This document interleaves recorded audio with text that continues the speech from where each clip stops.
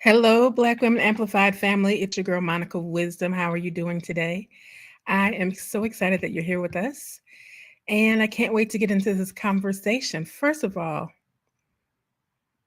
are y'all up on the Drake and Kendrick Lamar beef? These hip hop beefs are funny to me. I'm Generation X, and so our beefs were a bit different. They weren't so, I don't know. But Kendrick Lamar put out Euphoria. It's genius. I'm such a Kendrick Lamar fan. I'm not normally a fan of the current hip hop, but I'm a huge fan of Kendrick Lamar. I think he is brilliant, and there's a reason that he won a Pulitzer Prize. His response to Drake was stellar, and I think that I think that I hope this is the end of it. I really do. I really hope it's the end of it. I don't like when it gets ugly and super personal, but it's fascinating to watch. I don't know much about Drake at all, but yeah, Kendrick wasn't too happy. uh, well, he clearly said what he had to say. He said what he had to say. Anyway, today we're talking about prioritizing ourselves.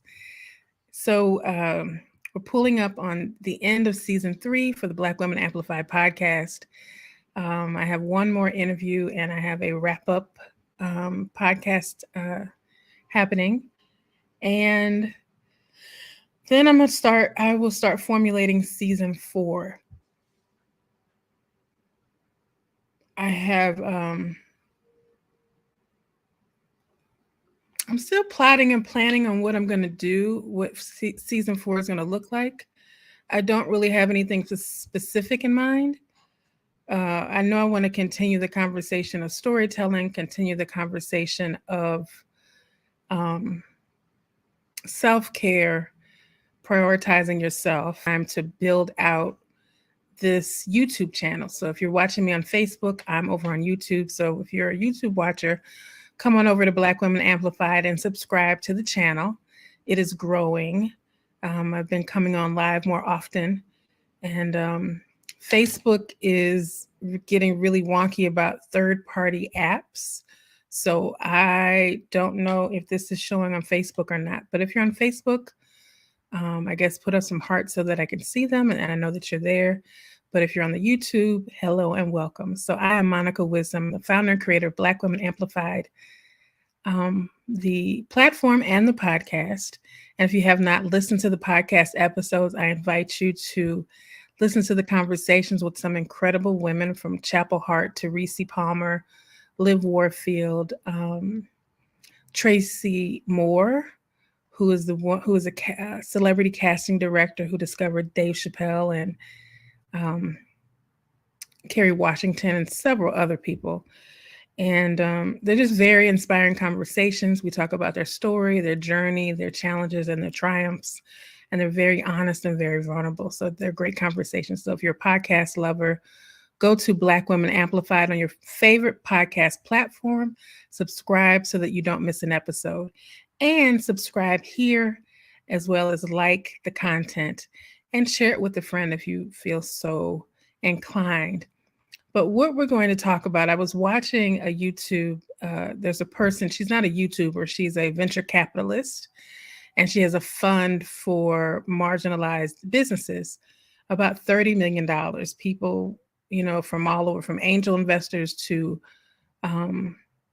big time business billionaires have invested in her fund so that she can be the middle person to get the money out to businesses that are starting up or need just capital to run, as we all do. When you're business owners, you want to have some money. But what she was talking about was what happens what happens when women of color are centered in the narrative. So when they put women of color, everything we know now is basically white male centered, American white male centered, or wherever you are in the world. It's typically a white man in leadership, a white man with the money, And so everything is put out in the world from their perspectives, their likes and their dislikes. So most of what we see in society is based off of the people in power, what their likes and their dislikes are. And that's just the simplest way to put it. So the questions they were posing, child, hydrating myself. It's allergy season, and I know if I keep myself hydrated, it's not quite as hard. But so if everything, and what does it mean to center somebody? It means that that person becomes the sun, and everything around it depends on that sun. So what she's talking about is, what does it look like when we switch out who the sun is, and the sun becomes women of color. Now, before we get into this conversation, I want to be clear. I am not a fan of the term women of color. I think it's intellectually lazy. And here's why I say that. It's intellectually lazy because what happens is you put everybody into this one pile, and then you have everybody else who's not like that over here, which means white people. So you put Indian, Asian, Latino, Indigenous, Black, Brown, Latin, Southeast Asian, everybody who's not white goes over into this one bucket. And what happens is we all are vying for our own space within that bucket, and it causes conflict. It causes all of these wars that people are having of, UK doesn't like the US and all these different things, because people are not feeling seen when you pile everybody into one box that says person of color, woman of color, man of color, people of color. So I'm a fan of call it what it is. I'm a Black American woman, born and raised in America. My family I've counted back 10 generations. So we've been here longer than the United States of America itself. So I know that my lineage and my heritage goes across many waters. I have British people in my lineage. I have Irish people in my lineage, but I center my lineage of Africa. So I'm a Black American woman. And here's why I say that.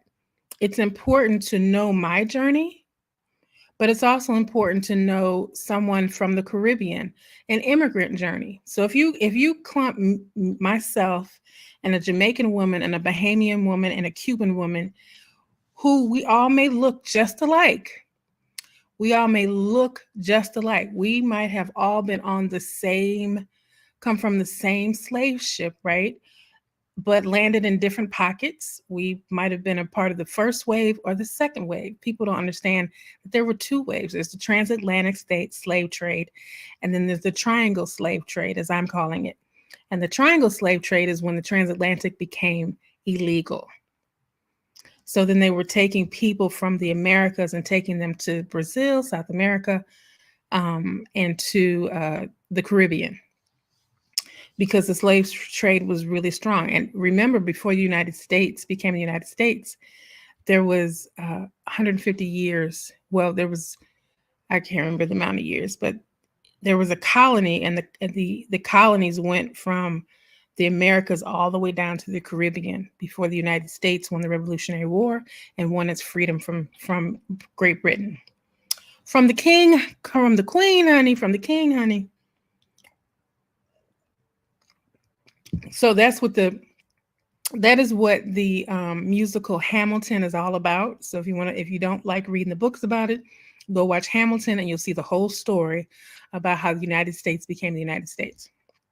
So I like to say, it's important. This is why I don't use that term. And when I don't say women of color amplified, people of color amplified, I say Black women amplified, because this is a conversation by and about Black women, and from our perspective and our point of view, not just mine, but other Black women.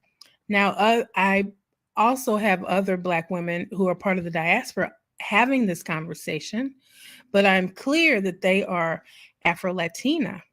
or they're Jamaican, or they're from Belize. And I'm clear and I want us to hear their stories, because the idea is that everybody gets seen and gets heard. And what happens when we use that umbrella term?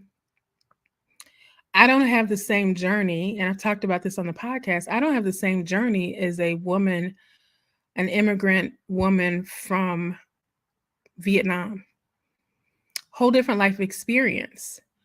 But why this is why I call it intellectually lazy. Because if you just umbrella everybody, then I don't have to hear the individual stories.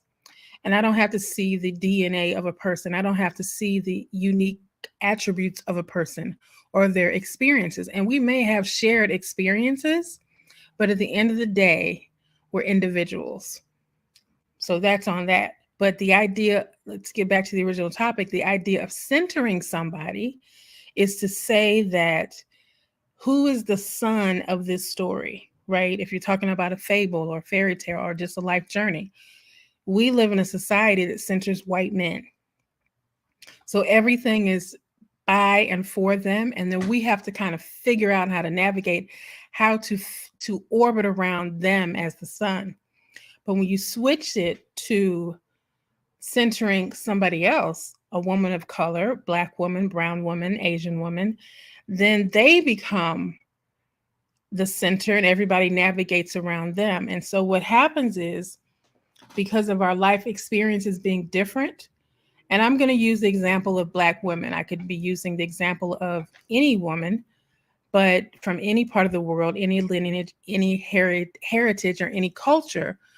But I'm going to speak for my heritage, my lineage, and my culture. So if we are to center Black women, specifically American Black women, we have a very unique vantage point because of the journey that we have had in this nation, that we have had before the United States became the United States, and the experiences that we're having now. So the experiences that we're having now are because of the enslavement of African people. And we have grown up and out from that, and have fought for civil rights for all people, have done many, many things, invented many, many things. And it doesn't exclude any other group of people. But for the example of this conversation, I'm going to say Black women, because we know all types of people created this country. But specifically, enslaved people built this country for free. So because of that, Black women have a specific vantage point. We have an understanding of other groups of people like no other group of women in this nation. And because of that, and because of how we are as Black women, we don't exclude people. If somebody comes to your house, you get a plate. We're going to feed you. We're going to take care of you. We're going to nurture you. We're going to be real direct. We're going to see you for who you are, but we're going to love you anyway. So Black women have a community mindset. We're not an individualized type of person. We're not a person who, typically, we're not people who are just for ourselves. We make sure that we're okay. Well, we make sure that everybody's okay. Now, that's the conversation they were having, how things would shift if we centered people who made sure that everybody was okay, as opposed to centering people who only care about their own needs, wants, and desires. Specifically, everybody who's not a white man. So I'm saying, so my point of the conversation is, what would happen if we centered ourselves in our own lives? What if we made ourselves a first priority? What would our life be like? Because at the end of the day, even if society centered us, it would still be to the benefit of everybody else. And as you know, we as Black women put ourselves at the back of the line, right? We make sure that everybody gets what they need, everybody's taken care of, everybody's okay. And then we lay down and say, "Ooh, I'm tired," but I felt good. We're so raised to believe that serving others is our purpose. And I'm going to have a whole nother conversation about purpose in another video. I've talked about it on the podcast. I don't know if I have put it on the YouTube, but it's on the podcast because I have a whole different perspective about purpose. And I talked about it a couple of years ago. I've talked about it a couple of times. But what would happen if we as Black women said, I'm going to center myself. I'm not going to worry about society. I'm not going to worry about social media. I'm not going to worry about these kids because if I eat, they're going to eat. That's just a given. I'm not going to put any effort in helping other people understand me. I'm not going to put any effort in fighting for what I know, for who I know that I am. I'm just going to show up in my power. And I'm going to let you know what my like we talked about in the last video, I'm going to let you know what my standards and my boundaries are. And if you cross them, there's going to be a problem. But if you don't, there's no problem. And how would that feel? What would happen if you centered yourself? What would happen if you said, what was the old song we used to listen to? I'm just a squirrel trying to get, what was it? An Orange Juice Jones song.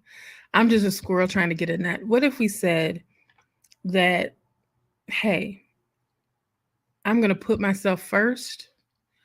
I'm going to prioritize my needs and I'm going to build my dreams. Because who has taken the time and energy and efforts to help other people build their dreams? And you get a thank you. You're tired, you're exhausted, you're out of all the things. I know I have. I know that I can name one person in specific who had a dream and I bought into that dream and he bought me into that dream. It wasn't a romantic thing. It wasn't a romantic thing. And somebody I loved and was very close to and was like, oh, this is amazing. We can do this. Oh, this is great. And everything was we. But at the end of the day, the only one that was getting a paycheck was him. And at the end of the day, at the end of it was many, many years, I want to say almost a decade. And I did all of this work. I put in all this energy and I helped him build a global business. And it was just out of the love of me wanting to support him. Child. At the end of the day, our parting of the ways was not pretty. It took us 2 years to start talking again.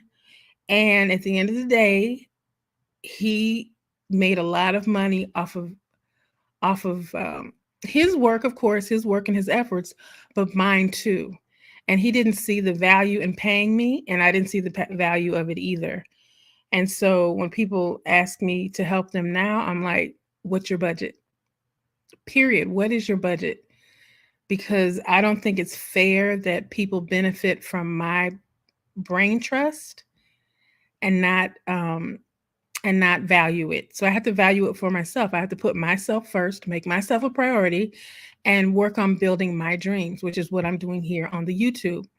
And what happens is things shift and change when you're not giving to everybody else. And I'll be honest, for a while, it gets really lonely.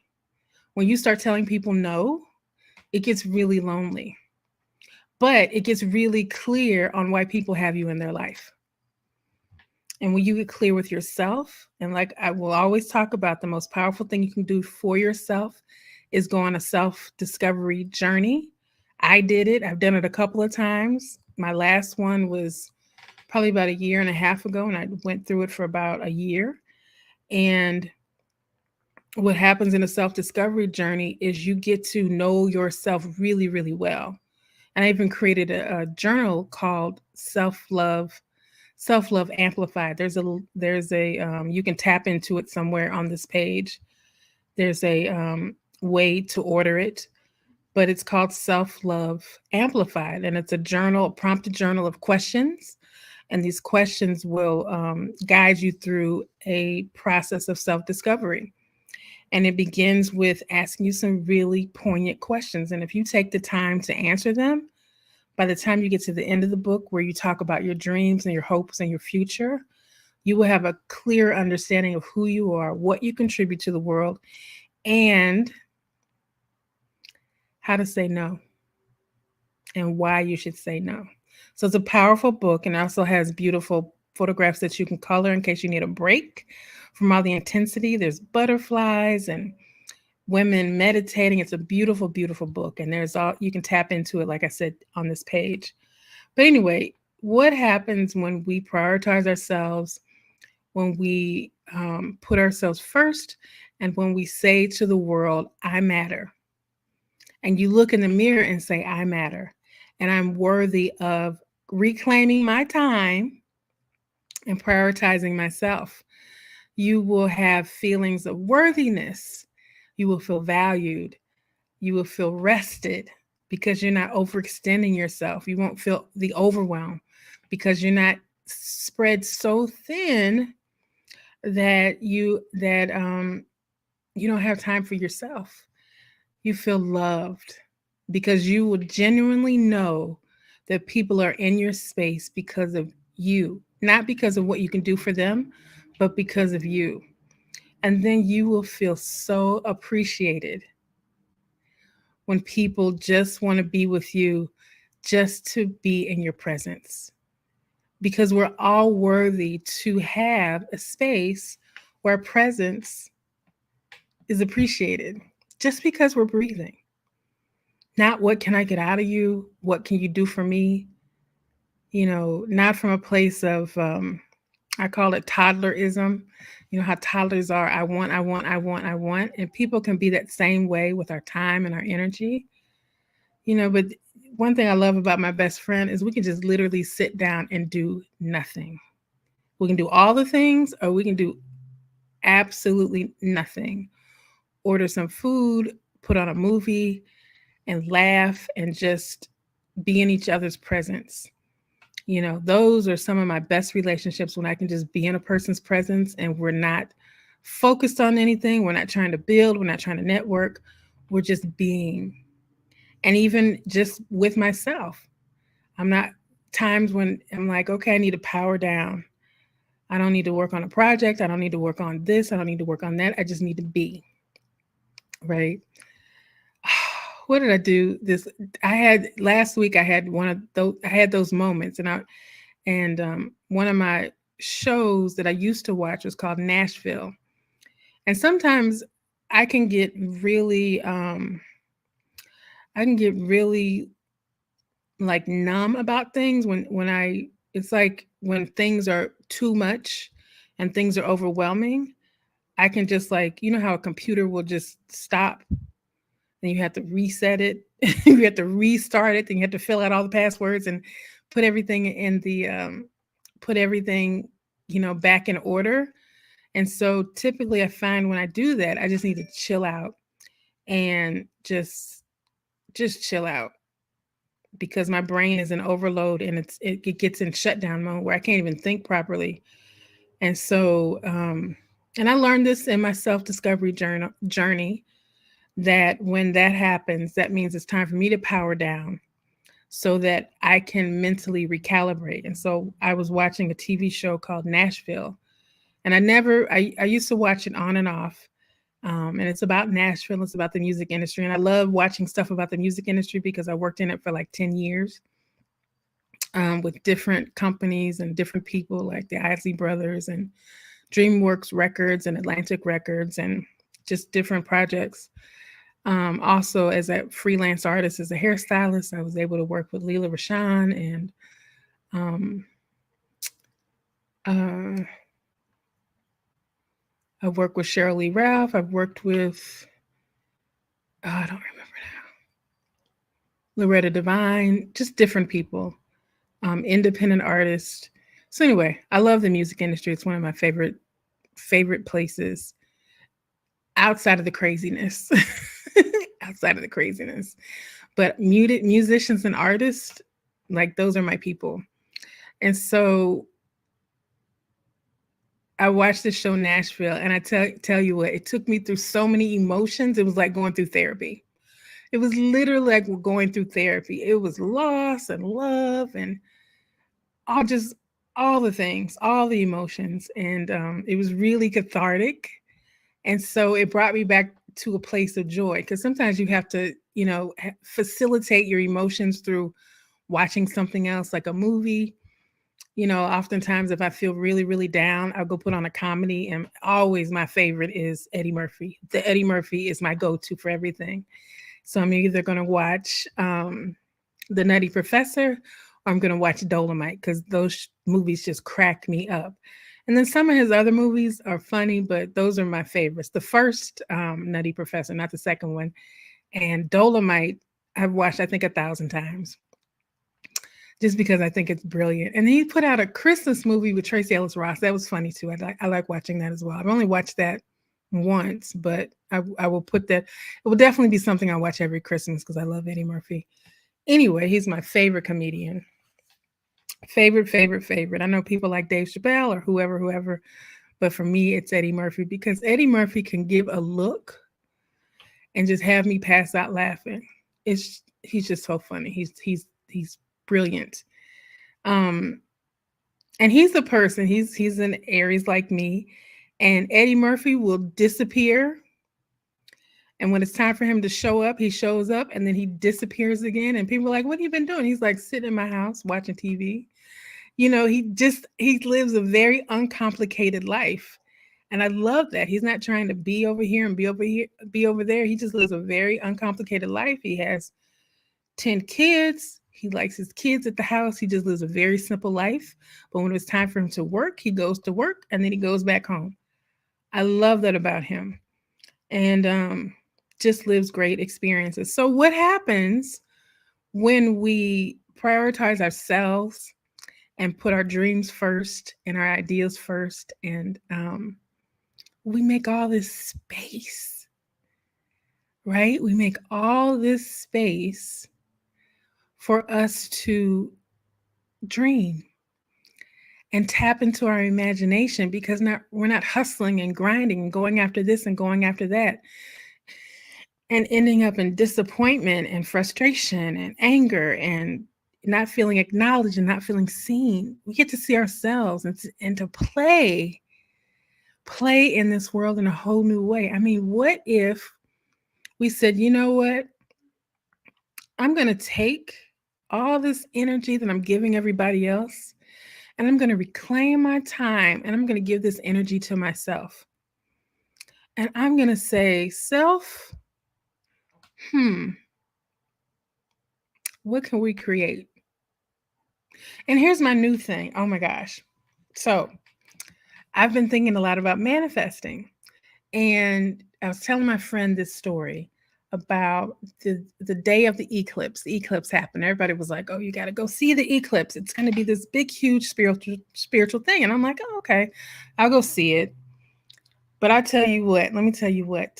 I had that experience. I don't know what everybody else had, but what downloaded to me, and I will tell you, God downloads, He downloads. So what downloaded was when it comes to manifesting, and this is my experience, I'm only speaking for myself, but when it comes to manifesting, my perspective was it was like it was like a menu of everything I wanted God and the universe to give me. I want this, I want this, I want this. So I made a checklist, right? But what came to me was manifesting is not about the checklist.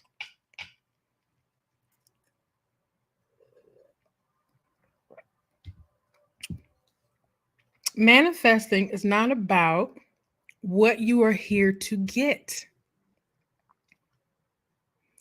Stick with me. Stick with me. Please hit the like button, hit the subscribe button, join this journey. Life is not about what to give, what we get, what we get.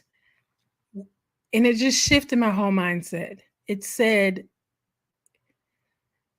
The voice clearly said, because when God speaks to me, it's really clear.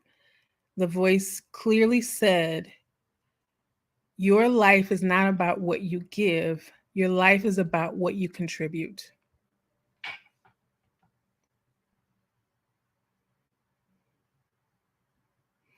And here's why that was so profound. Here's why that was so profound. Hear my creaky desk. Child, I bought this desk. It was so cheap and it looks like wood, but it's not. But it's so cheap. It's just so cheap. But I like it. I like it, but it's not the grand desk that I aspire to have one day. But it's creaky.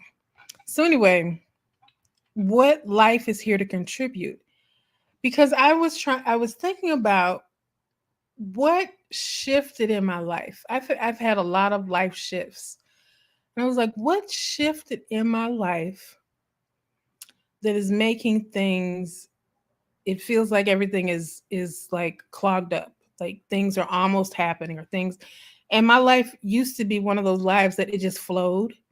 Everything just flowed. And I said, what shifted? What shifted was my mindset, right? And I became focused on making money. Became focused on the little minutia things of life, whereas I used to just like be out there doing all the things. Um, and I know when it shifted because I do self discovery. I know what shifted. I know when, not looking back on it, I know when it shifted, and it's all tangled up in trauma and trauma around the time where my brother passed away and life shifted and I was trying to get back to the old way of life. And I had to come to the realization that life will never be like it was, that I needed to create something new and different. But I didn't know how to do it. So when that download came to me the day of the eclipse in March, it was like, oh, life is about what we contribute. And here's why that's a big deal. Because when we focus on what we want, let's say you want a new purse, right? If you want a new purse and you just focus on, I want this purse, I want this purse, I want this purse. The purse is such a small idea. It's such a small idea. It's like going into the Gucci store and saying I want a key. And when somebody says you can have whatever you want in this whole Gucci store, and you're like, oh, I'll just take a charm. You just take a charm.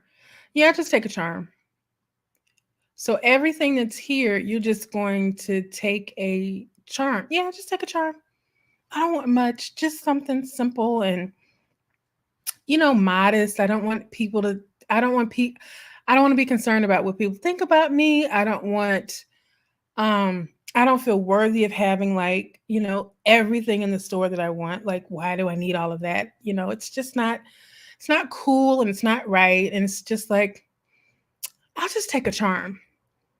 Now you walked in the store, everybody said you can have whatever you want, all of what you want. You have the whole store. You can take everything in the store out if you want to, and you just take a charm. That is what happens when we manifest and we ask for an itemized list. But when you come from the perspective of what can I contribute to this store? What can I contribute to the world? It's like, oh, I walk in the store and what can I contribute? I can contribute to the world abundance.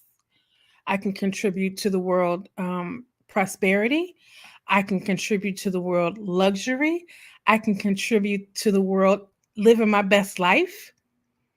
And it just makes it so much bigger. It's like, oh my God, if I could have everything in the store, I could just be like the Gucci girl and create a business from being the Gucci girl. Like there's so much many more opportunities when we're not focused on an itemized list of for manifesting. I should have made this a whole separate video, but it is what it is. When I get my downloads from God, I just got to go with it. But That's what I mean about making space for yourself. And when I made space for myself, I was able to get that download from God because I wasn't worried about what other people needed. I wasn't worried about obligations that I had made to other people. I wasn't even making any obligations to other people because I needed time for myself. I needed time to recharge. And when that happened, I was able to open up for new possibilities in my own life. And that's what I mean about prioritizing yourself. Prioritizing yourself opens up new possibilities for your life. And you get to make yourself great again.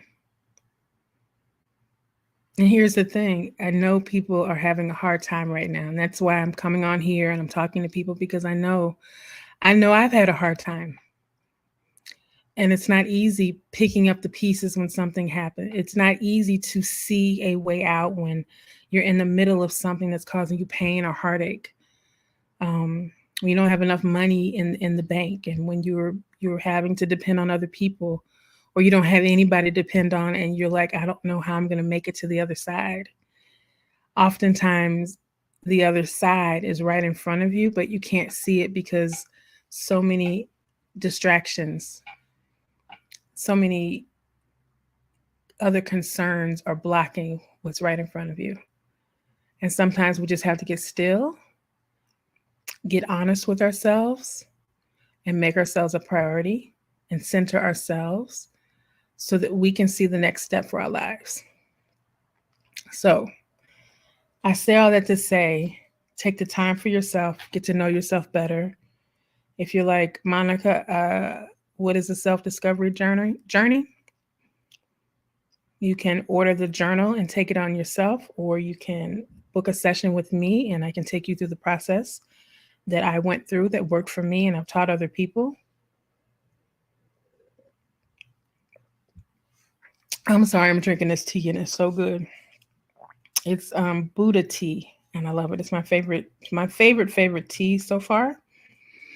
But yeah, if you take the time to get to know yourself, take the time to prioritize yourself, and take the time to build your dream. And you'll be surprised. Life becomes this big old adventure. And it's not a hustle and grind adventure. It's you're living in the flow. You start living in that flow, and magic happens, and miracles happen, and you get to know yourself in a whole new way so that joy becomes your default, not frustration, overwhelm, imposter syndrome, and all those things. Because you ain't got time. You're having too much fun. All right, Black Women Amplified family, that is our chat for today. Make sure you check out the podcast and listen to the incredible stories of these incredible women. Don't forget that if you're ready to go on your self-discovery journey, if you need a place to have a conversation, to navigate through life, my coaching services are available to you as well. You can go to www.monicawisdomhq.com, or you can go to blackwomenamplified.com and click the Work with Monica button, and it will take you over to my coaching page. And y'all, I built those pages myself, so I'm real proud of them. So just go see them, just to go see them. And don't forget to sign up for our newsletter called Smart and Ambitious. And I will talk to you all soon. Don't forget to subscribe so that you can hear more conversations. They're not all going to be serious and intense, but I think it's important that Black women, we have a lot to talk about. We have so much to talk about. Like, there's literally a whole faction coming at us. Like there's a whole army coming at us. And it's fun to get caught up in these beefs and these situations and these reality shows. That's fun, and we need a break. Truly, we need a break. But it's time to have some conversations too, because we need to be prepared. Yeah.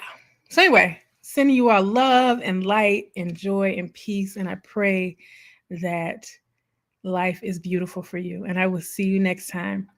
Thank you for watching the Black Women Amplified Live. And make sure you like, subscribe, and visit blackwomenamplified.com. Sign up to our newsletter, check out our merchandise, and I'll see you next time. Take care.